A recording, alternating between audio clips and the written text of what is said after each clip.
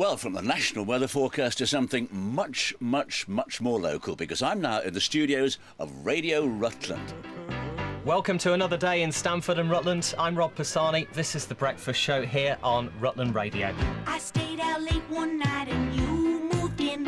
England's smallest county has its very own radio station, and not surprisingly, that's pretty small as well. No doubt that you never get used to the alarm going off at 5 o'clock. Every morning is a bit of a task getting out of bed.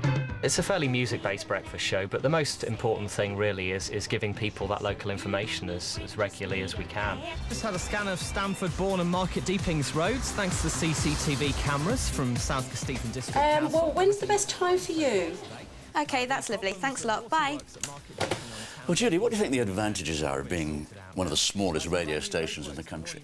I think one of the main advantages is we've got quite a small team here, but it's also good because we're allowed to have a go at everything. And do you think you have a close relationship then with your listeners?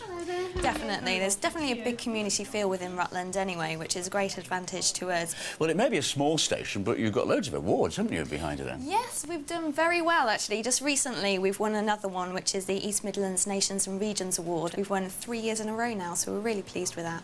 It's 10 o'clock, I'm Kelly Hinch. David Cameron wants bad police officers kicked out.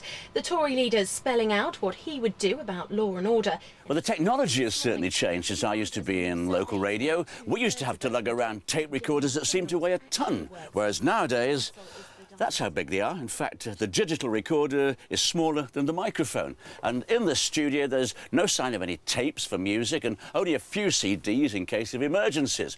All the music comes from the computer screen. All you have to do is press the screen and you get a jingle and a tune.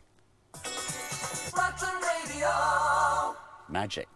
You can do magic, magic. Well, I've taken to the road now in search of one of the team who's covering a big local event.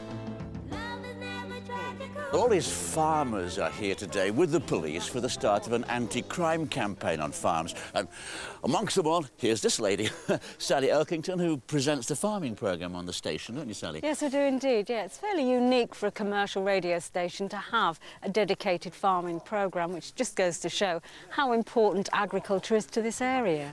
Name and title to get a level on your voice. Yeah, my name's PC Pete Starbuck. I'm the Crime Reduction Officer, covers the East area of Leicestershire. So you've got 3 police forces that have joined together for this. Yeah, it's amazing. Actually, there are a lot of people who've come together. And as long as we are doing what we can to stop crime, there is no need for insurance companies to put their premiums up. And 97.4, this is Rutland Radio. It's 1 o'clock. Good afternoon. I'm Sean Allen Moy. Is this how it goes? The top 3 from our current local chart in Stamford and Rutland. If you did miss the top 3 countdown on Saturday night. Well, I'm just going to have a word with Sally now as she's busy editing her piece about farm crime. Sally, how's it going?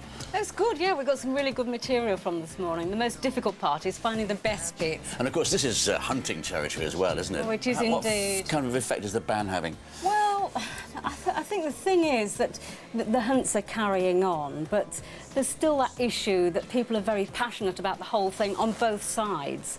27 minutes to 5. Looks like as we head into tonight, it will be a mainly dry one. So, John, have you enjoyed your time at the radio station? I certainly have. And, you know, I think there's a comparison between what you do and what I do, because you broadcast to an audience that you know and understand because they're your local audience. And we broadcast every Sunday to millions of people who we know because we know that they're concerned about the countryside. So there's something definitely in common. Well, long may it continue. Thank you very much for coming down. Thank you. Yeah, a pleasure. Well, that's just about it from me today. Stand by for Steve Orchards and the evening show after Rutland Radio News, which is next. That brings back some memories, doesn't it? Certainly does. Well, that's it from us here in Rutland this week. If you want more information on anything you've seen on the programme, then do have a look at our webpage or on CFAX page 616. Well, next Sunday, Countryfile is going to be in Suffolk around Orford Ness, so hope you can join us then. Have a good week. Bye-bye. Bye-bye. And also in next week's programme, would using crops in power stations be a feasible alternative to fossil fuels? And what would you do if you were leader of the National Farmers Union? Farming Today asks the industry's movers and shakers tomorrow morning on Radio 4.